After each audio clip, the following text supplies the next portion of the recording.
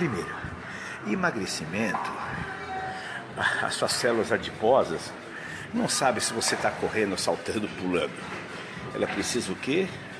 Liberar o ácido graxo como fonte de energia. Então, mais recentemente, você deve ter ouvido aí o pessoal falar: o bom para emagrecer é o HIIT, 4 minutos, o Tabata, o Gibala. Realmente essas propostas, e houve aí o boom do HIIT, né? E todo mundo se empolgou e acabou até sacrificando, matando o velho e antigo, né? Treinamento contínuo. Eu diria assim para vocês: primeiro, para emagrecer, não descarte, não descaracterize nenhum método de treinamento. Nenhum método de treinamento. O contínuo é muito bom, o contínuo constante. Eu gosto muito do contínuo variativo. O intervalado nem diga. O importante é você ajustar o método que propicia aqui um alto gasto calórico. Tá ok? Então vamos imaginar, se você faz um treinamento de alta intensidade, de 4 minutos, você vai ter um alto gasto calórico? Vai. Se o seu aluno consegue trabalhar com uma frequência cardíaca de 170 batimentos por minuto, 175, você vai ter aí 17 quilocalorias minuto, 170, 180. Então ele fica lá 1 minuto nessa frequência cardíaca. Tá ok? Perfeito. Então vamos fazer um cálculo rápido. 180 batimentos por minuto, 15 quilocalorias. 1 minuto, 15. 4 minutos, 60. O intervalo, vamos ver que você gastou 120 quilocalorias. Aí você tem o EPOC, o pessoal manda falar: o EPOC tá ok. 2 horas depois, você já sabe disso, o EPOC diminuiu. Então, você tem os benefícios? Tem. Você utiliza a gordura na recuperação? Tudo isso está muito bem explicado nos programas de treinamento. Agora, vamos imaginar que o seu aluno não consegue trabalhar com 180 batimentos. Ele é um cara destreinado. Então, você vai trabalhar com o quê? Com a PSE 6, 7. Ok? Percepção subjetiva. Porque no HIIT, no treinamento de alta intensidade, pessoal, a percepção subjetiva de esforço é 9, 10. Então o cara fica lá 9, 10, 9, 10, 5, 6, 8 estímulos, 8 intervalos, 10 intervalos, ok. Mas a maioria das pessoas não tem essa capacidade aeróbica para suportar essas intensidades e esse volume de treino. Então, nós combinamos com o velho, antigo, eficaz treinamento contínuo. Ou o treinamento intervalado aeróbio. Ô professor, treinamento intervalado aeróbio, sim. Você estimula, você determina tempos de 3 minutos. O seu aluno trabalha na PSE. Isso, Wagner. Eu nem vou entrar em alimentação, porque não é a minha área, né, Wagner? Agora, fala em emagrecimento e alimentação, 60% de emagrecimento, né, Wagner, é alimentação, você está correto. Mas eu não vou entrar no mérito da alimentação, porque não é a minha área, tá? Eu normalmente recomendo que os meus alunos procurem um especialista. Eu não dou dieta, não recomendo suplemento, deplemento, complemento, porque eu não entendo. Tá? Eu entendo de exercício. Então, quando os alunos precisam realmente de um programa de emagrecimento, que há necessidade, né, eu faço o quê? Procuro um nutricionista. Tá? Você está perfeitamente correto, Wagner. Então, ó, pessoal, lembrando a dica do Wagner, 60%, às vezes 70% de emagrecimento certo é alimentação. 30% exercício e 10% descanso. Pronto, fechei a conta. 60, 40. Então precisa descansar, precisa recuperar para você ter a regeneração dos substratos energéticos. Bom, vamos voltar ao nosso treino. Tá ok? Então você vai fazer um treinamento para emagrecimento, um treinamento intervalado aeróbio. O que você faz? Dimensiona o intervalo 2 minutos a 3 minutos. Como é aeróbio, você vai trabalhar na PSE no máximo 8. Eu sugeriria de 6, 7 e 8, de 6 a 8. Aí você faz os 3 minutos nessa frequência cardíaca que a pessoa consegue, tá ok? Ela consegue. E aí você faz o que? Faz a recuperação. Faz a recuperação de quanto? 2 minutos, 2 minutos e meio. A hora que ela voltar no PSE 4, você dá um novo estímulo. Então o que você faz? Eu faço 4 intervalos de 3 minutos com 2 minutos de descanso. Então 3, 2, 5, eu tenho 20 minutos de treino aeróbio. Então eu tenho um volume alto, uma intensidade moderada. Então é uma excelente alternativa para você ajudar nos programas de emagrecimento. Então o treinamento intervalado aeróbico. Você não precisa fazer o HIIT, o High Intensity Interval Training.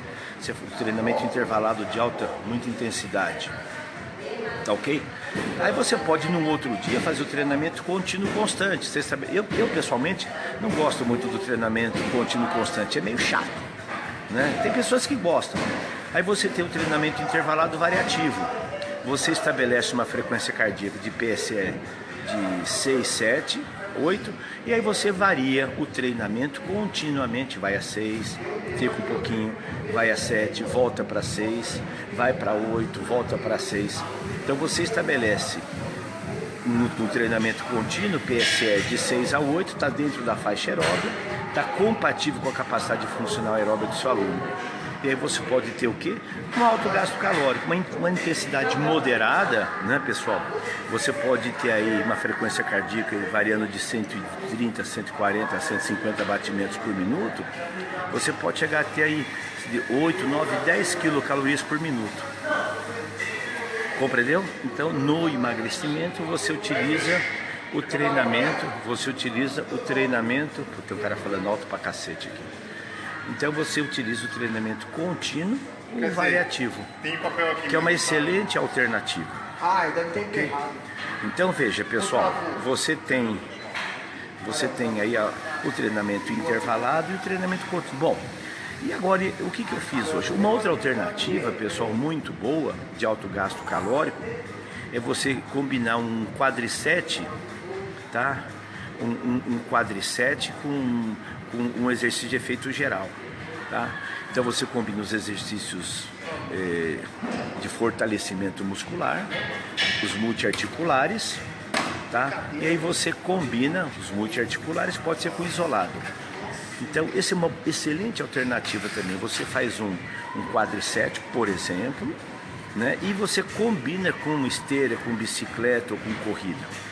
Hoje eu fiz um quadricep de manutenção. Então o que eu fiz? Eu fiz um multiarticular isolado, tá? Em cadeia cinética fechada. Então o que eu fiz? Fiz o supino, sentado. E qual foi o dimensionamento? Sabrina, o pessoal chama de pausa ativa na musculação. Na verdade, é uma terminologia, mas eu digo assim, eu chamo, Sabrina, de treinamento combinado. Tá? É um treinamento onde você escolhe um grupo muscular e entre uma série e outra você coloca um exercício metabólico ou de efeito geral, tá ok? Você pode chamar de pausa ativa na musculação. Normalmente a pausa ativa você faz alguma coisa. No nosso caso, essa alguma coisa, Sabrina, a gente está querendo colocar uma atividade para aumentar o gasto calórico. Então, por exemplo, eu faço um supino reto sentado com exercício em cadeia cinética fechada. Estou todo amarradinho lá. Eu saio de lá, vou na esteira ou na bicicleta e faço 1 minuto, ok? Vou para o exercício 2. Como eu fiz superior, o que eu fiz? Eu fiz um pro core, tá? Com a rodinha, faço a rodinha. Saio de lá, vou para pausa ativa. Faço de novo 1 minuto, lá no treinamento de corrida, esteira, bicicleta, enfim, qualquer exercício que você eleva a frequência cardíaca. Aí o que eu fiz? Descansei o core, aí eu fiz o quê? Um levantamento terra. Então um exercício global, em cadeia cinética restrita, ação da gravidade, um excelente exercício. Vai lá, faz levantamento terra, pausa ativa, volto para o exercício de efeito geral, tá ok? E aí depois o que eu fiz?